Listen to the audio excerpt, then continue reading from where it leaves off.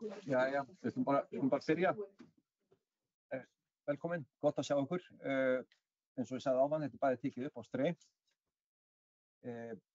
Þetta hugmyndina þessar málstofu, hvað við kallum þetta, vaknaði í samtali á mér og Huldu og við erum svona í þessu umhverfi þar sem sífellt lögð meiri áhersla á styrkjasókn í fjármögnun í íslensku háskólaumhverfi. Á þess að vita hvert það leiðir okkur, þá held ég að við þurfum bara áfram að halda áfram að vera enn virkari í styrkjasókninni. Og til þess að þurfum við huga vel að auka hvata og fækka hindrunum í bæði sjóðasókn og rekstur styrktra rannsókna. Ég ætla ekki að vera með fyrirlestur, smá opnun, en það eru með 3 frábær erindi eftir. Það ýmislegt sem við vitum öll að til þess að vera með góða umsókn, þá þurfum við með öfluga fræðilega yfirburði, skýr markmið, góða skilgreinda rannsóknarspurningu, sterka fræðilegan grunn, sannfærandi rök fyrir mikilvægi, raunhæfa áætlun, rannsóknarteymi þarf að hafa viðeigandi sérfræðiþekkingu og sífellt meira áhersla á þverfræðileikann. Og við séum sérfræðingar utan okkar sérfræðisviðs og sækjum sérfræðiþekkingu annað. Við rýna vel í leiðbeiningar styrkveitandans og áherslunum sem þar eru. Það langar mig aðeins að minnast á að stundum hefur fundist sumir vera svolítið neikvæðir út í svona áherslur eins og segjum heimsmarkmiðin og maður heyrir jafnvel fólk segja ég ætla bara að stunda mínar rannsóknir og vera alveg saman þessi heimsmarkmið. En það gæti verið ráð að huga að í hvort að með heimsmarkmiðunum og öðrum slíkum áherslum fylgir ekki kannski peningar sem gætum kannski skrifa umsóknir styrki inni og nýtt okkur það að heimsmarkmiðin auðvitað eru að gera ýmislegt sem að fjallum ýmislegt sem við höfum fjallað áratugum saman. Í þessu samhengi þá hvenær málstofan styrki í sjálfbærni? Já, verkfræðikista. Það föstudaginn næsta eftir viku, klukkan 10. Það svona ágætis framhald af þessu. Líklega ekkert svona styrkjakall 100% í flútti við okkar nýjustu frábæru hugmyndum rannsókn, en við gætum mögulega aðlagað rannsókn okkar af kallinu og við kannski fjöllum það svolítið eftir. Langar aðeins að deila með ykkur örstuttri dæmisögu sem ég heyrði þegar ég var í grunnnámi upp úr 1990 þegar ég var í sálfræði og Friðrik heitinn Jónsson sagði okkur frá því að Hans Eysenck sem var persónuleika sálfræðingur, hann fekk aldrei styrki, það var aldrei verið að styrkja rannsókn persónuleika, þannig að hann var duglegur að sækja cancer research, þar sem titillinn var alltaf eitthvað cancer research and personality. Og hann fekk alveg ágætis styrki. Þegar ég var að undirbúa mig fyrir þetta erindi þá komst ég að því að það voru líka ýmsir skandalar. Þannig að hann virtist hafa verið með tengsla milli persónuleika og sjúkdóma sem eru svo mögulega ekki staður. Týpur. En allavega, þetta var svona áhugaverð dæmisaga það hvernig viðkomandi bara forráðamanni fann hvar féð var og skrifaði sitt áhugasvið inn í það sem var verið að styrkja. Með þessum opnunarorðum þá ætla ég að biðja Huldu Proppé, rannsóknarstjóra félagsvísindasviðs, að taka við. Það allavega einn kominn online, en við bara höldum áfram á tökum. Já. Hi, Julia. Welcome. See you guys. Okay. This is Julia, who is visiting us from University Gustave Flaubert in Paris, and she works in research support there. And the University of focus specifically on sustainability, etc. And we invited her to join us today. But sorry, Julia, most of it will be in Icelandic. Okay. Þannig að ég hérna 5 mínútur til þess að ræða hvernig að skrifa góða umsókn og það væri náttúrulega algjörlega æra óstöðan eða þetta lengra verkefni og við þurftum að vera með kannski klukkutíma á viku í nokkrar vikur til þess að fara í gegnum hver atriði og vinna þetta betur. Þannig ég ætlaði bara aðeins að tala nokkra hluti. Og þetta náttúrulega allt hluti sem við raun að veru Stefán kom aðeins inn á. Þetta byrja allt með góðri hugmynd og þetta allt saman. En við byrjum aldrei of snemma að vinna saman að hugmyndinu og það oft sem að ég lendi í sem í rannsóknarþjónustu að fólk kemur of seint. Og það búið að vera að móta einhverja hugmynd sem kannski passar ekki eða þú veist að því að fólk ætlar ekki að trufla eða áttar sig ekki að þú veist að við þurfum að byrja þessa ferð saman. Bara strax frá upphafið það styrkir okkur og styrkir umsóknina. Og allar rannsóknir sem hafa verið gerðar á árangri styrkumsókna að það tvöfaldast. Bara leið á það að þú er búin að fara í gegnum rannsóknarþjónustu. Það ekki að það sé svo frábært allt fólk í það. Heldur þá að búið að setja inn ákveðna hluti sem að kannski fólk hugsar öðruvísi Af því að við vitum það að rannsakendur eru þjálfaðir til að skrifa ákveðin hátt til þess að hugsa ákveðin hátt og það þarf kannski svolítið öðruvísi sýn til þess að fara inn. Þannig að þetta bara skiptir miklu máli upp á það að við getum unnið betur saman. Það náttúrulega þarf að vera skýr markmið, skýr aðferðafræði, hvaða gögn ætlum við að nota, hvernig ætlum við að nota, bara út fyrir dæmindarammann, þverfaglegar nálganir, sjálfbærni, áhættuþættir, siðferði, persónuvernd, impact, áhrif. Þetta allt hlutir sem að og rannsakendur eru oft kannski svolítið óöryggi með hvernig það er setjað fram eða það eru gerðar ákveðnar kröfur það inn í sjónum og þau vita kannski ekki alveg hvernig eiga að setja þetta fram. Og þarna getum við svolítið unnið þetta saman og við getum styrkt hvert annað þannig. En það sem vill oft gleymast að hugsa það hvernig hver fókus styrkveitandi. Þú veist, hvaða áherslur eru þau með og hvað eru þau að byrja matsmennina sína. Og við þekkjum það líka fólk sem hefur setið í fagræðum og unnið í matsmennum að það kemur oft mjög betur út í umsóknum af því það skilur ferlið. Þannig að ég geti boðið ykkur frá ýmsa svona möguleika hvernig var þetta að setja upp svona ákveðið teymi eða hvernig á checkboxum, hvernig á þetta að hafa áhrif eða impact í umsóknunum eða hvað eru matsmennin, hvernig þetta að hylla þá. En það sem ég langar að sýna ykkur þessi glæra. Ég geti sýnt ykkur margar svona glærur sem að líta eiginlega alveg eins út. Það sem við sjáum á þessar glæru fjöldi erlendra styrkja við Háskóla Íslands. Frá 2003 til 2025.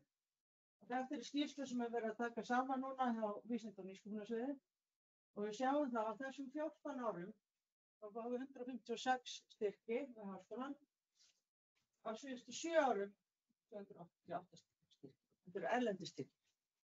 Og ég geti sýnt ykkur sömu mynd og hún væri félagsvísindarsvið eða menntavísindarsvið eða verk og nám eða rannsóknarsjóð Háskóla Íslands eða rannsóknarsjóð Rannís. Þessi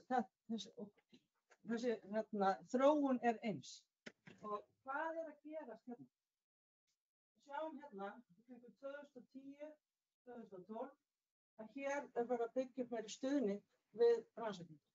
Hér er að byggja upp rannsóknarþjónustur á sviðum og inni meðlag, en líka samfara því að þá hefur verið stuðningur í sambandi við sóknarstyrki, aðstoð við rekstur verkefna, hérna byggjum við verkefnastofu, félagsvísindarsviðs og verkefna. Þannig að umsækjendur vita að þeir fá stuðning þegar þeir fá verkefni líka. Og við sjáum að það gerist hérna rosalega flott og það er mjög mikið að gerast hér. Það er svo að gerast hérna, við erum að fara aftur með það. Og það er komin þreyta í fólk. Við erum ekki verið að auka í þjónustuna Við erum ekki verið að auka stuðninginn eða sóknarstyrki eða möguleika á að kaupa sig frá kennslu til þess að sinna rannsóknum eða fjölga starfsmönnum í að vinna lengur og betur með rannsóknunum í umsóknarferlinu og svo framvegis. Því við erum svolítið verið að fókusera á póstofórn í því og það þarf að reka verkefnin þannig að við fáum ekki endurskoðun á okkur. En ég held að þetta er eitthvað sem við þurfum svolítið að hugsa hvernig ætlum við að styrkja rannsóknunum okkar til þess að ná betri árangri, fá fleiri styrki, af því að öllum þessum styrkum fylgir fullt af overhead, fullt af mótframleiðin og námsbrautir og deildir og svið, að það er mjög mikilvægt fjárhagslega að fá fleiri styrki, en það er ekki síður mikilvægt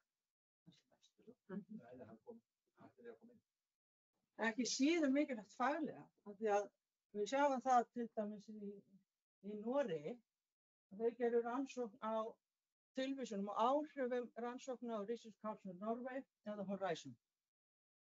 Horizon verkefni sem voru frá Horizon voru með 20-falt fleiri tilvísanir heldur en almennt og 50-falt fleiri tilvísanir heldur en styrkinni sem komu úr Research Council Norway. Þetta snýst líka gæði og ekki síst, gæði rannsóknana og það verða góður vísindamaður og gera góða rannsóknir og ég held að það hljóta að vera okkar markmið. Þá kannski að segja ykkur örstutt frá norska undrinu. Norðmenn, vinir okkar, sveitalöparnir, nú ég að grínast. Þeir áttu bara mjög erfitt uppdráttar innan Horizon. Og þau voru alltaf neðst af öllu Norðurlöndunum í árangurshlutfalli, neðst í fjármögnun. Af hverju eru þau komin efst? Þau eru að þrefalda fjármögnun sem eru komin með við Þýskaland, með við Frakkland. Hvað gerðist? Og það sem gerðist var að norska rannsóknaráðið og norska ráðuneytið ákveðu að byrja að fjármagna og þessi vegferð hófst 2014 og hún er að koma með árangur núna. Og þeir byrja að segja, við þurfum að setja fjármagn inn í háskólana og til þess að sækja þessa styrki. Það byrja því að það er engin stefna hérna, það segja bara að við þurfum að sækja fleiri ennandi styrki, hvernig ætlum við að gera það? Það var engin stefna það. Við þekkjum svona það líka í stefnum og þá kemur við hvernig ætlum að vinna á svona stefnum. Engin peningur, ekki starfsfólk. Þess að þið getur fengið pening, gjörið þið svo vel, ráðið starfsfólk, gerið þetta.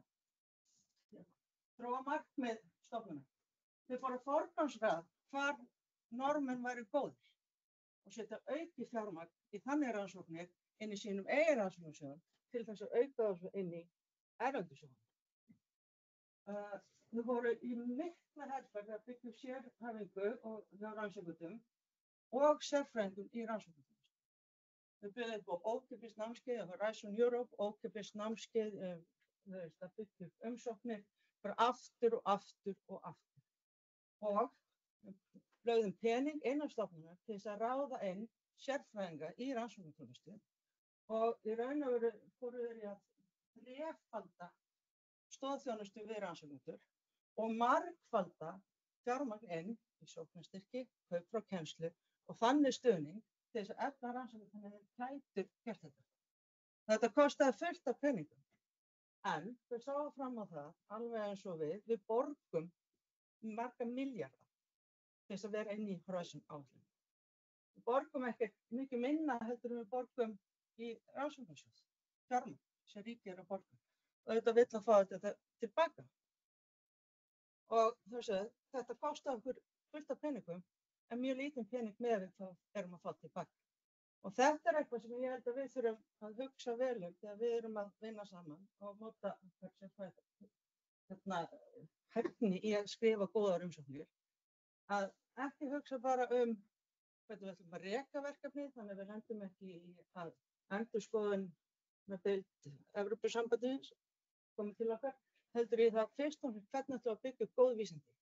Og ég held að þetta sé kannski svolítið góð, þau hefur sýnt að mjög árangursrík aðferð hjá frændum okkar, Norðmönnum.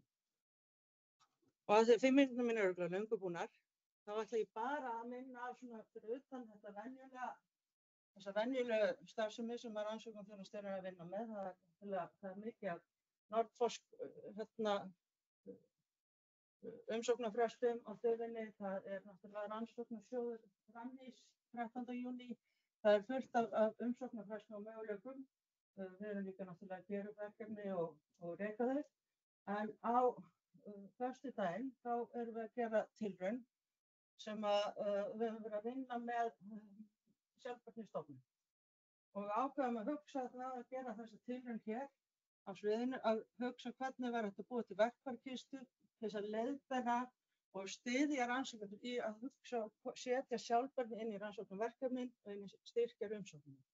Og við ætlum að vera með kynningu á þessari kistu á föstudaginn eftir viku og við ætlum að bjóða upp á kaffi og það verður rosa kósí, þannig að við hvetjum ykkur til þess að koma í það. Og svo sóttum við og fengum styrk til að efla styrkjasókn á sviðinu og við erum að fara í það svona myndugleika í haust. Náttúrulega við höfum verið mannfá í rannsóknarþjónustunni þar sem að Sigrún hefur verið í námskeiði. Þannig að við ætlum að fara af stað með þetta í haust og þar ætlum við bæði að uppfæra sýnileika og sýna betur möguleika á styrkjumsóknum, eða styrkja möguleika. Við ætlum að fara í þarfagreiningu við rannsakendur, hvað vantar ykkur, hvaða þjónusta hentar ykkur best og svo náttúrulega út frá því að útbúa fræðslu og fræðsluefni. Þannig að þetta er nú bara það sem ég ætla að minna. Takk fyrir mig.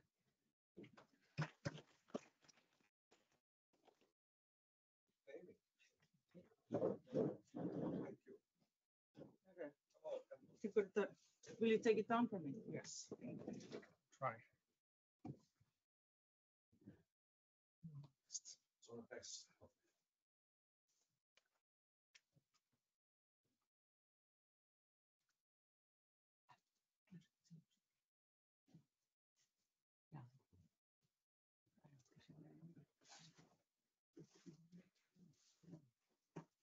Yes.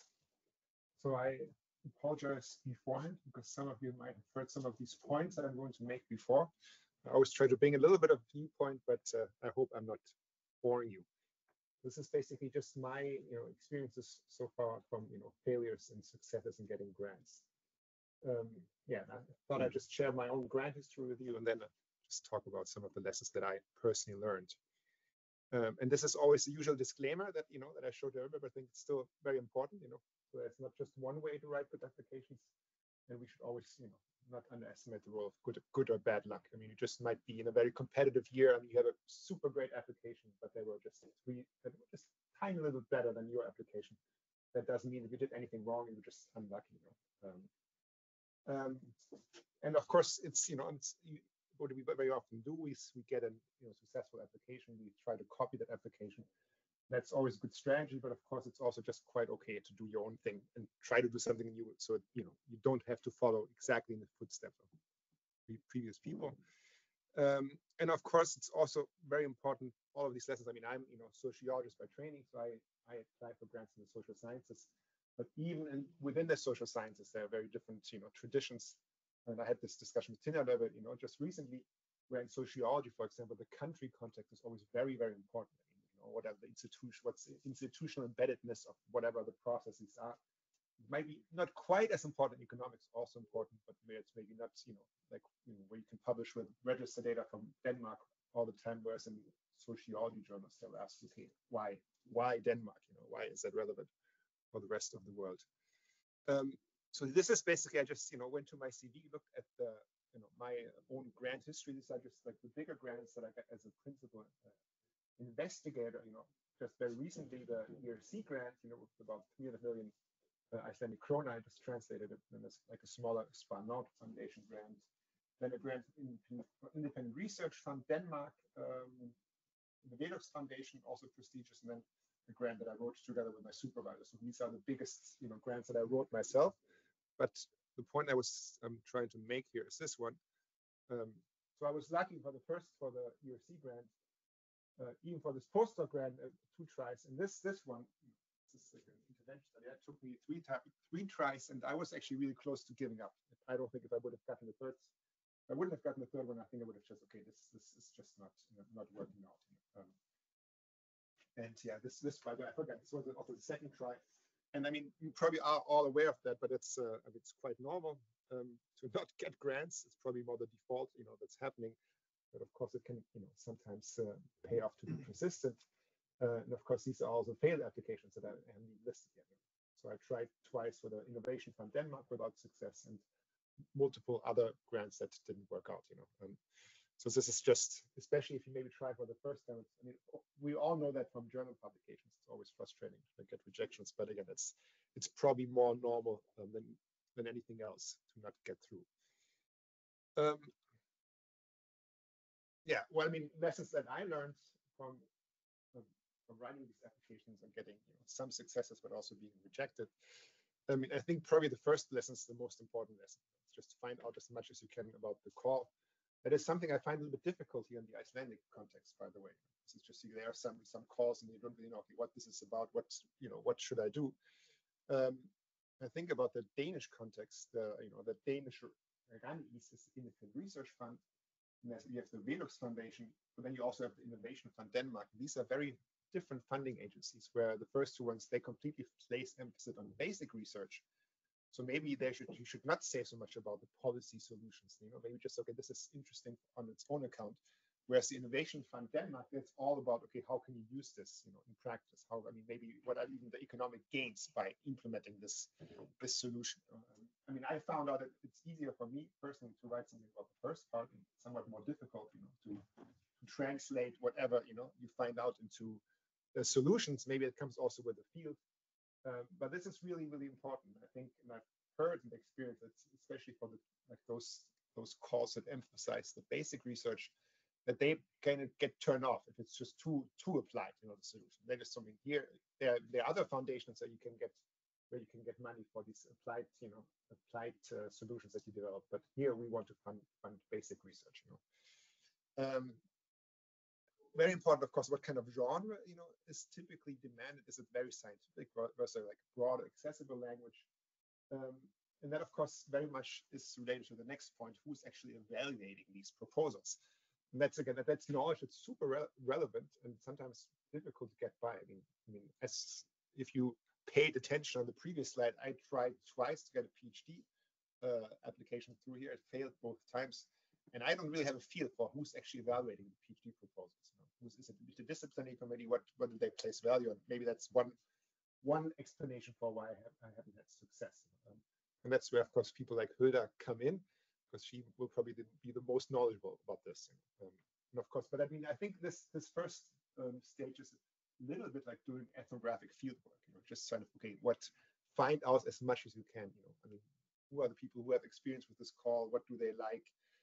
That's super important. That can help us to evaluate and to basically avoid some mistakes, or basically just not quite get the genre that they're looking for.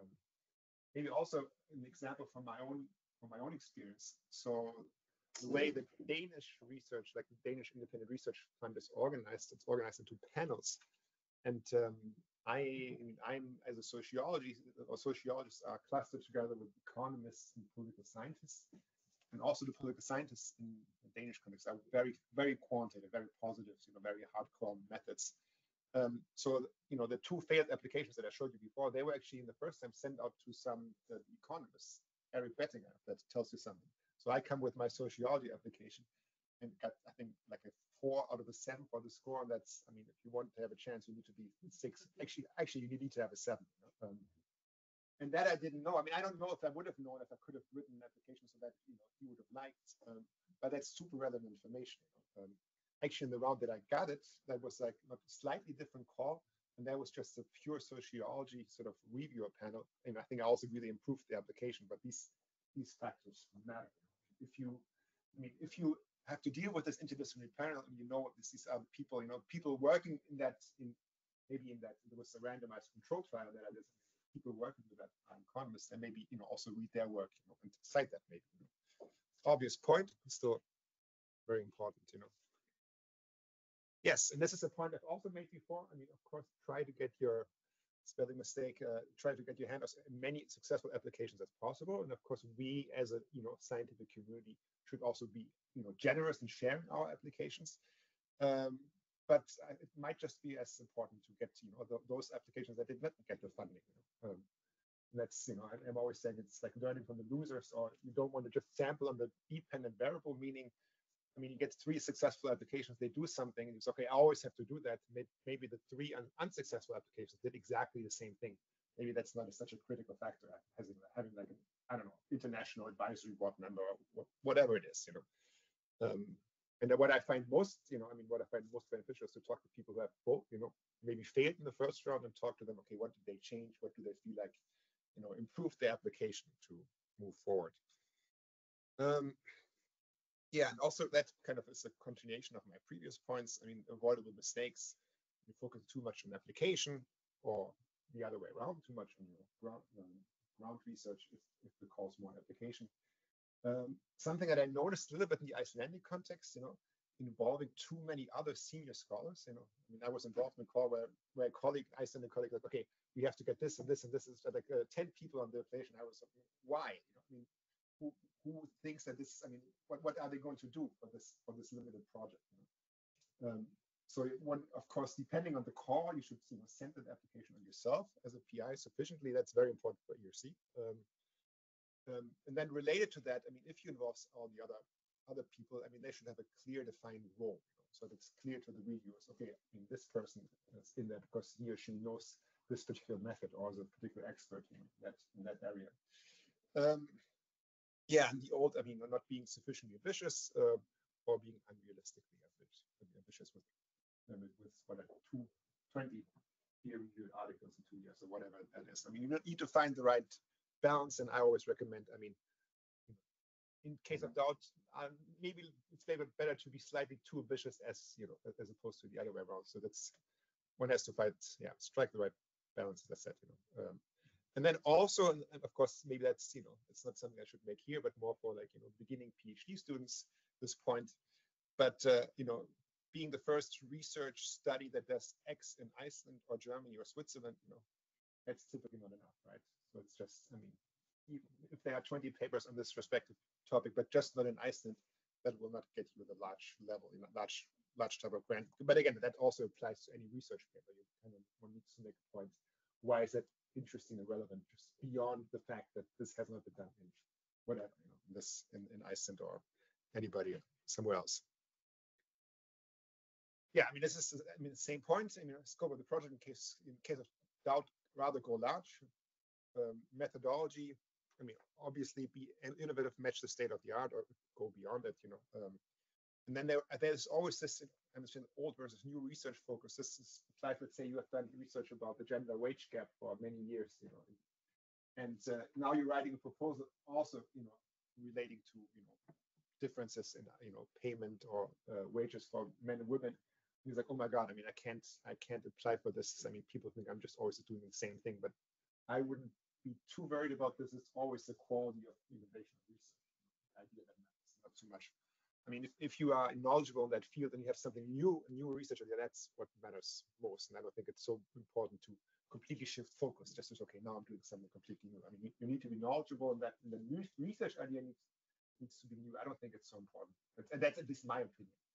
That's, whether or not you just, you need to signal competency and the new idea. It's not so bad if you have background in that. Yeah, this is. Yeah, and that's also a point I've made before. And that's what I'm stuck with my ERC grant. So my ERC grant, I went all in. I said, okay, I have to write it like super big, so I, maximize my chance that I get it. But I'm suffering from that now because it was possibly too ambitious in terms of the scope and everything. So that one should also keep in mind one's quality of life when one actually gets the grant. So I don't, if I could go back in time, I don't know what I would do if I would try to scale it down a little bit, and have it better now. Of course, you want to get the grant, but that's something to also think about, just what's happening afterwards, That's why, of course, also the post-grant support at the university is so essential. I mean, people helping you. So yeah, those were my observations.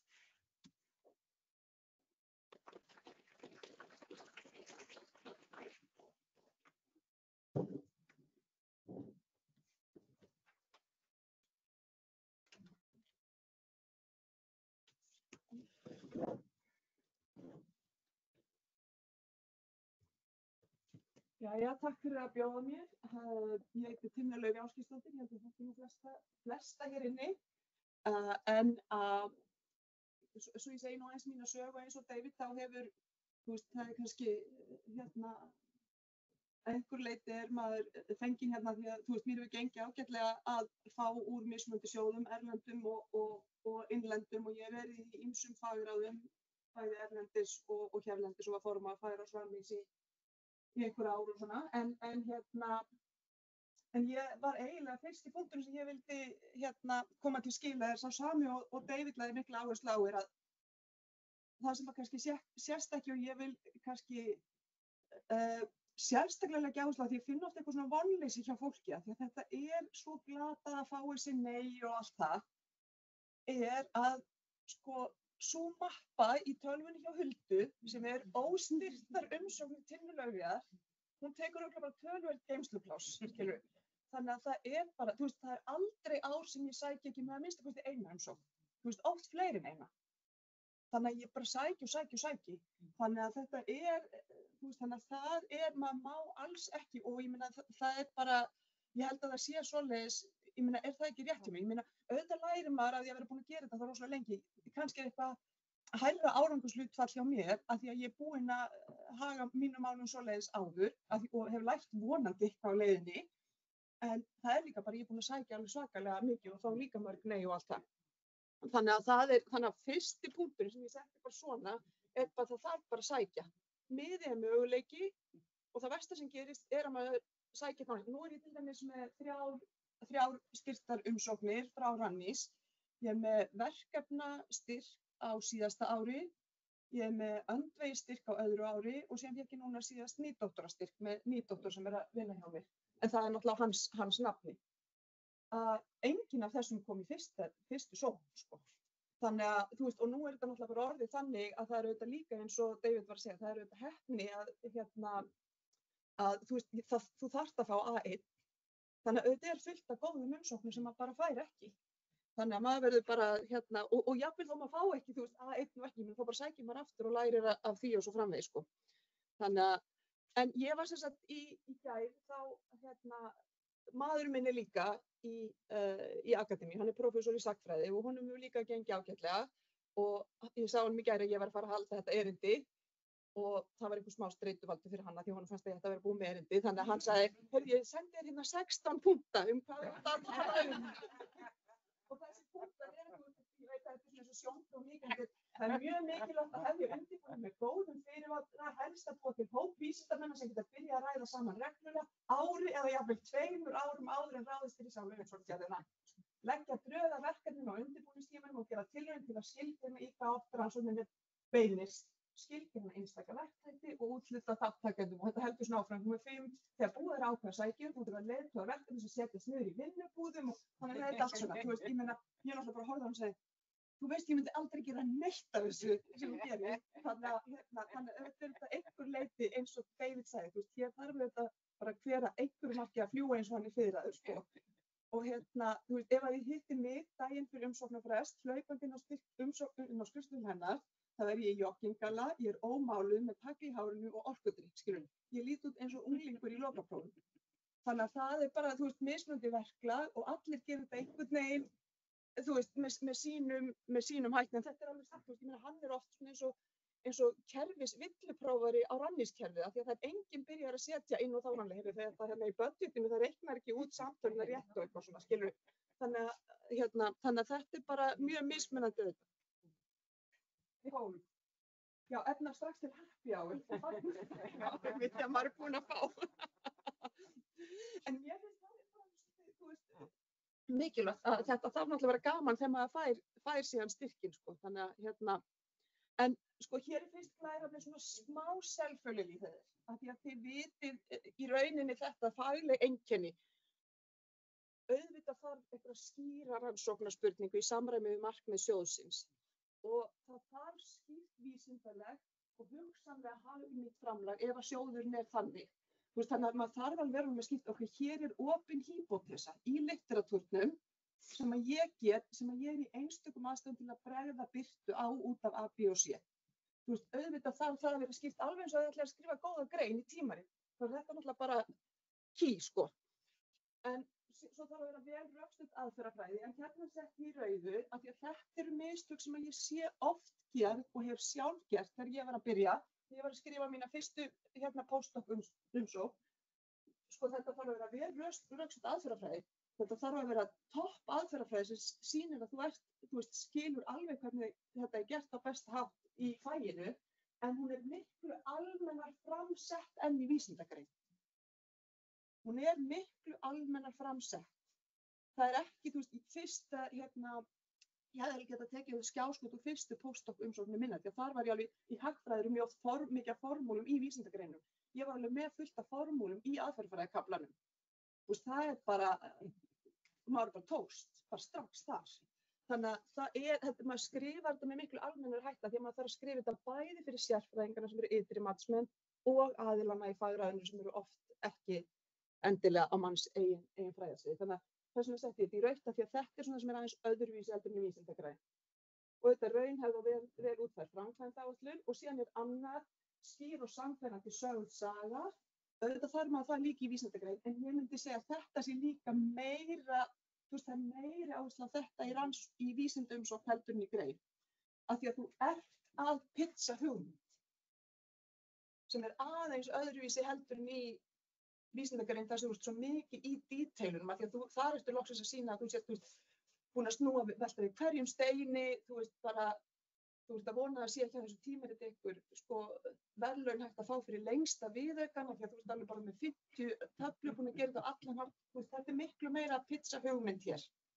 En þetta er náttúrulega svona kannski mest sjálfsögðu af því að við erum öll bara sérfræðingar okkar sviði, erum að skrifa í tímarit og vitum hvernig á að gera góð vísindi, en ég dró þetta út af því þetta kannski það sem ég svona aðeins séð, en ég held kannski að það sé mikilvægir að fara í bara, starfsmyndarvilla, ekki hafa hana í innsláttarvilla, ekki hafa hana í umsóknunum, lesa yfir, en kannski svona mistökin.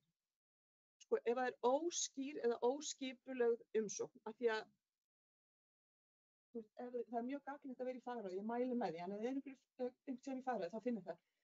Þetta er bara kleppsvinna. Þið fáið ógeðslega margar umsóknir og þið hafið takmarkaðan tíma og lykilatriði bara þurfa að vera auðfinnanleg. Bara fyrsta paragrafi í hverjum kafla kýrskýrt. Abstraktin, þó maður gerir hann yfir eitt síðast, hann verður að vera frábær.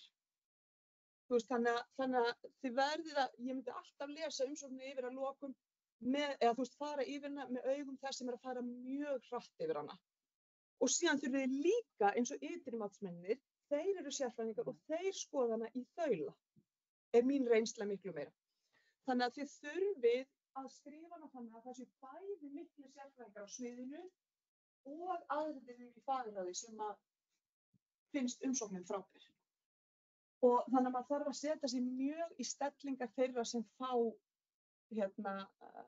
umsóknina í hendurnar. Ég til dæmis, eins og í handbók Rannís, þar er eitthvað með leiðbeiningar fyrir umsækjendur, ekki síður mikilvægt að lesa, það er í sömu handbók, leiðbeiningar fyrir fagráðið og leiðbeiningar fyrir matsaðilina.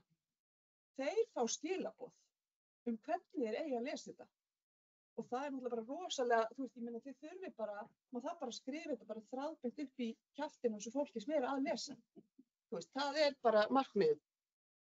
Þannig að, og síðan ef maður hefur ekki matsrammann til hliðsjónar, það er það sem maður hefur út úr þessu, að hver sjóður hefur sínar áherslur og eins og Hulda sagði, nýjasta hugmyndin manns, hún fellur ekkert alltaf að því kalli sem að kemur akkurat þá. Þannig að maður þarf að vera með matrammann. Ég ætla að koma með dæmi, eitthvað hvernig ég hef aðlagað mínar umsóknir, þannig að þær passi inn í eitthvað sem maður kannski passa ekki sérstaklega vel inn í. En þannig að ég get bara talað matsmennina svolítið til. Þannig er mikilvægt að lesa leiðbeiningarnar vel og bara skrifa þetta þráðbeint inn í matrammann. Og ef við skoðum, oft eru til dæmis matrammarnir, maður fær oft eitthvað svona skema. Og maður hugsa bara, hér er bara efsta stigið, maður þarf að fá framúrskarandi í öllu. Og ég bara ritstef úr þessum ramma. Þannig að ef það stendur einstakt vísindalegt framlag sem er líklegt til þess að skila sér í birtingum í hæstu gerð, þá er bara í minni umsókn Af ofangreindu má sjá að hér einstak vísindalegt framlag að ræða sem mun skila sér í birtingum í hæsta gæðaflokki. Þannig að það bara, ég þarf bara að segja, bara hvernig ætlar sér matsaðili að komast upp með það að færa úr þessum fólki í þennan. Þannig að maður þarf að vera með þetta mjög til hliðsjónar og dæmi til dæmis hvernig þetta er. Núna að öndvegisverkefnið sem að ég er með núna hjá Rannís, það er alltaf svo mikil áhersla hjá Rannís á þjálfun ungs vísindafólks. Og ég er með hugmynd sem að ég er búin að vera með í maganum í einhver ár og er bara ógeðslega dýr. Það er gagnasöfnun sem er rosalega dýr. En ég held að þetta sé frábær hugmynd sem að mun alveg selja og það eru einstakar aðstæður til að gera þetta á Íslandi, það er ekki hægt að gera við annars staðar og svona. Ég held alveg að ég geti skrifað flott vísindalega þáttinn, en því ég er búin að safna gögnum, ég mun ekki eiga 1 krónu í 1 doktorsnema. Ég mun ekki eiga 1 krónu í 1 meistarnema og ekki 1 krónu í 1 nýdoktor. Ég rétt náði inn í, þótt þessi meira en 150 milljónir, ég rétt náði að skvísa budgetinu inn í, hún hlæra þegar hún var að núna, þetta er rosa skrítið budget, að ég rétt náði að skvísa þig inn í þó allar þessar milljónir. En ég þarf að vera með, það er bara flokkur, hann er búið að búa til kategóríum, það er bara einhver F-liður, Contribution of Doctoral and Master's Degree Students in the Project. Og ég þarf bara að skrifa, one of the aims of the project is to facilitate a rich international research environment categorized by high standards within which graduate students, postdocs og junior faculty geta þrifist. Og þetta er náttúrulega bara einstakt tækifæri fyrir allt ungt vísindafólk á Íslandi. Ef að þetta verður styrkt, þá er ekki 1 króna í þetta. Og síðan þegar ég er að lýsa verkefninu, hvað sé ég? Ég er að lýsa hérna svona stofnanastrúktúr verkefnisins. Þessi mannskapur er í miðjunni. Þetta hverfist allt þennan mannskap sem ekki 1 króna fer í. En ég er ekkert að segja, ósagt ég bara segja, en ég útskýri bara í rannsóknaráætluninni, ég segi bara, þetta er rosalega mikil gagnaöflun og dýr. Það væri óábyrgt að fara að ráða ykkur doktorsnema áður en gögnin eru tilbúin. Þess vegna ætla ég ekki að fá doktorsnemana frá ykkur, ég mun ráða þá á 3. ári, á síðasta ári. Sumir í rannsóknarteyminu eru hjá háskólum þar sem að þeir þurfi ekki að sækja Við getum bara notað doktorsnema í þeirra skólum. Við getum líka sótt í þennan sjóð og aðra sjóði hjá öllum þessum mannskap. Þannig að við skrifum það bara inn og sögðum þetta styrknúmer þessari umsóknar verður alveg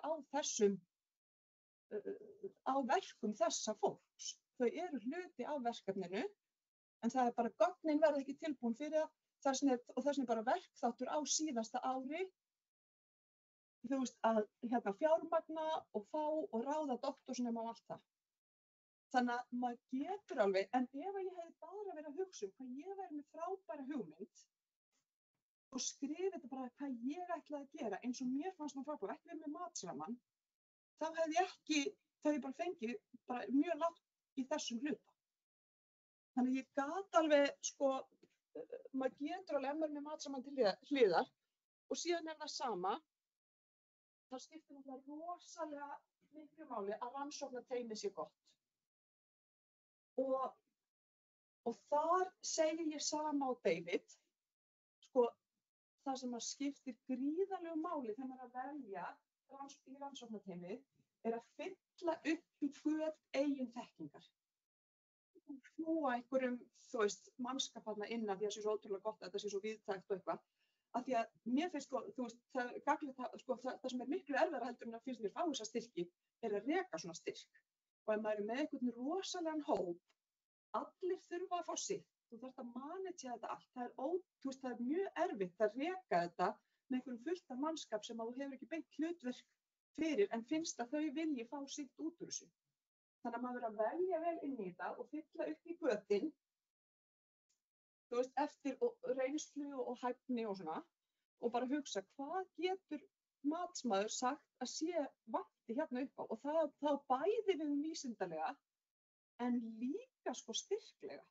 Ef að maður hefur aldrei fengið styrk frá Rannís, þá myndi ég alltaf vera með mannesku á umsókninni sem hefur fengið styrk og þú veist, og ég alltaf með eiginlega,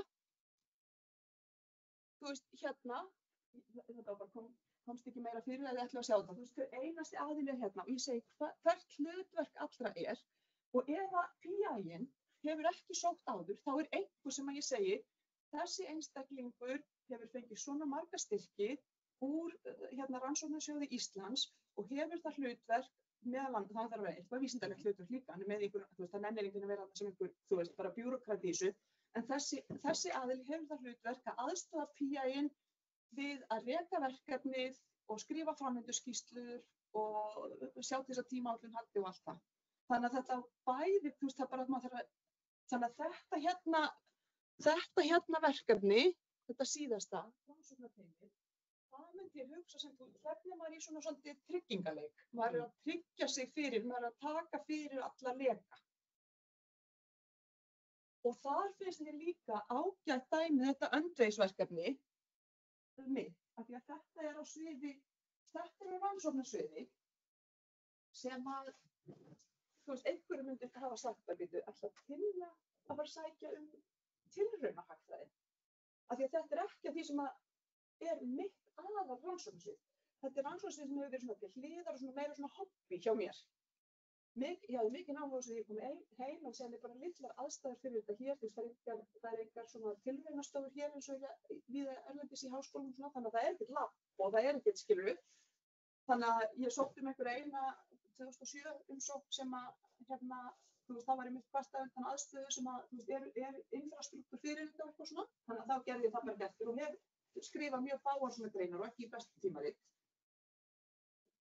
Ég gerði þetta nú bara samt, leiði mig það samt að sækja í öndvegisstyrk og ég var bara rosalega meðvituð mína veikleika og fyllti upp í þá, þú veist, með einhverjum mannskap sem bara, þú veist, top notch á því sviði. Og og það þá alveg skrifað inn í töfluna mína. Þú veist, að það sé þeirra hlutverk, af því að þið getið ekki sagt, eins og ég var að segja maður ekki, þú veist, þetta og við ætlum að birta í tímaritum í hæsta gæðaflokki. Ég hef aldrei birt tímarit í tilraunahagfræði í hæsta gæðaflokki. Ef ég ætla að láta þá setningu standa, þá tryggi ég mig með því að vera með fólk sem hefur birt í tímaritum í hæsta gæðaflokki og ég segi það að það sé, þú veist, bara þeirra hlutverk sem meðal annars gæða eftir við, það er ekkert inn í tímarit á þess að þau séu búin að taka síðasta, þú veist, snúning og segja að þetta passar inn í þessi best tímarit, skilur. Þannig að maður bara, þannig að það eiginlega, þú veist, og þannig að allir hafa einhvern veginn hlutverk og það ekki veikur hlekkur hvað þetta var. Og þetta eins og ég segi, bæði með vísindastarfið sem að ég þurfti þarna á að halda, af því að ég var að þú veist, ef þið myndu taka út allar byltingar af CV-inu mínu nema þær sem á sviði tilraunahagfræði, þá væri CV-ið mitt sem eftir stendur frekar þunnt, þú veist, á því sviði og þá bara reyndi ég að, þú veist, tryggja mig með öðrum hætti, sko. Þannig að svona samantektin, af því að mjög einhvern veginn kennt að fólk getur ekki tekið meira 3 punkta út úr fyrirlestri, að það náttúrulega bara þetta að sækja, maður fær fullt af neyjum, maður þarf að sækja, skrifa inn í matsramann og manna hópinn vel. Takk.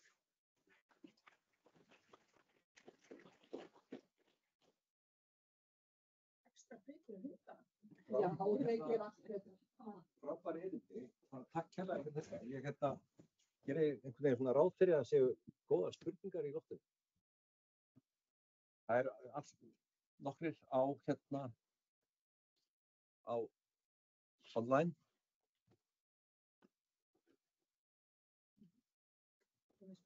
Það spurningu, yfirlit yfir hópinn. Já. Hvar myndirðu setja hana inn? Af því að, þú veist,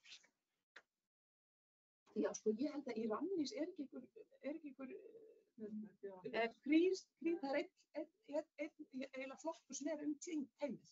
Já, en hann eiginlega bara, hann var einhvern veginn svona útfyllingar. Það var ekki verkefnislýsing. Í verkefnislýsingu, já. Hann í verkefnislýsingu. Já. Og þetta oft sama, ég set þetta líka, þú veist, hjá hverjum og einum í. Já, þetta eru þessi sömu upplýsingar og í töflunni Svipaðar upplýsingar, inn í já. gáttinni. Já, en ég hef það alveg Við setjum þarna. það bara inn í gáttinni Já. og það er náttúrulega kannski dálítið svona Já. mistök að gera það ekki í, Ég er alltaf með svona í. já, að við fengum komment á það að þú veist eitthvað sem að var alveg augljóst að þú hefði lesið, Já, einmitt. skilur hitt, en Nákvæmlega. já, ég skilur. Ég lesa langmest náttúrulega. Ég les ekki það sem er eitthvað svona Miklu minna verður til úr eitthvað, já, skilur. Heyrast umræðunar online?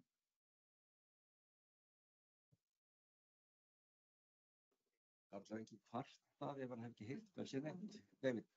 Yeah, maybe a question to everybody, but one thing I realized when I got my grant and was looking for postdocs is that getting postdocs in Iceland, with a specific expertise is not very easy because they're just, production of PhD students with that expertise is just smaller. It's just a numbers game. In other words, it's very likely if one then applies for postdocs that you have to go abroad, and then of course that's not always so easy. That's basically a general question. What can you do to make sure that you get here? If your project is heavily dependent on these, whatever, 2 to 3 postdocs doing the work, what can you do to get qualified personnel? I was lucky in the end, but still it's the downside that both of the postdocs that I then managed to hire, they're actually not living in Iceland. They come once in a while, but I would very much prefer for them to be here the whole time. Question to everybody. Yeah, and I would say to that also, you would prefer them to be here the whole time. It's also Rani's demands that they're here. I have gotten an exemption one time for 1 year of the grant to be transferred to a collaborative university just because there were special circumstances. But that was the max we could squeeze through. How does new knowledge get created here if we can't go fetch it from abroad? This is my dilemma. I'm psychopolitics, right? So I'm a pioneer here, and if I want to work with somebody, I have to do it abroad. Oh yes, you can work with people abroad. Yeah, but they just want the postdocs. Postdocs, they want them to move here.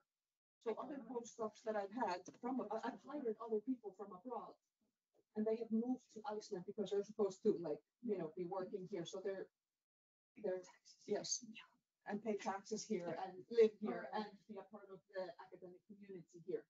So all my my collaborators are mostly abroad. But the postdocs, so this postdoc, we couldn't find a good one here. And this person that we could find in Sorry for speaking so frankly, but I'm wondering as a part of my work to actually get more people into analyzing cyberspace and its influence on our society, whether applications alone are a part of sort of my PR from, campaign to get more people thinking about it, to increase the likelihood of either myself or somebody else getting funded in the field. Yeah.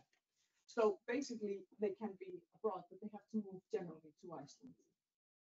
So my follow-up question on that is, are we active enough lobbying in Rannís for changing the rules such that it fits our current research environment? I know there's no yes and no. I think in many ways we are, but there are quite limited ways to do it. But I know that there has been a committee that the ministry put up to discuss the focus of the Icelandic Research Fund and the big research funds in Iceland. And I've tried to go there, and I know that Þorgerður has gone there, and our vice rector of science has attended these meetings to try to push our agenda. But I think it's also very important that we have good people sitting on the board and on the expert panels to do this work, because there it is where we are working on the focus of these funds. But I mean, we have been trying now for 10 years to change the setup of the expert panel in Rannís for social sciences, part of psychology, part of law and education, and it's a very broad panel. And this panel has for the past 10 years had the lowest success rates of all the panels. But when I see the grades that proposals that are getting funded from many other panels, they're much lower than our grades. But why is this panel so broad? And this is something that we have to push much harder. Má ég segja í framhaldi af þessu, af því ég held að hluti af því sem væri auðveldara að skipta panelnum upp ef það væru fleiri umsóknir. Og það sama á öðrum vígstöðum og maður hugsa til eins og á félagsvísindasviði. Til dæmis ekki það, þetta alveg erfitt af því að maður með doktorsjóðinn, af því að það náttúrulega erfitt að vera doktorsnemi og þeim gengur oft illa í framvindu og útskjóðslu og svona. Maður vill ekki vera að draga einhvern mannskap að sem að á ekki erindi eða eitthvað svoleiðis. En samt í doktorsjóði Háskóla Íslands, þar úthlutað til sviðana í samræmi við hlutfall umsókna.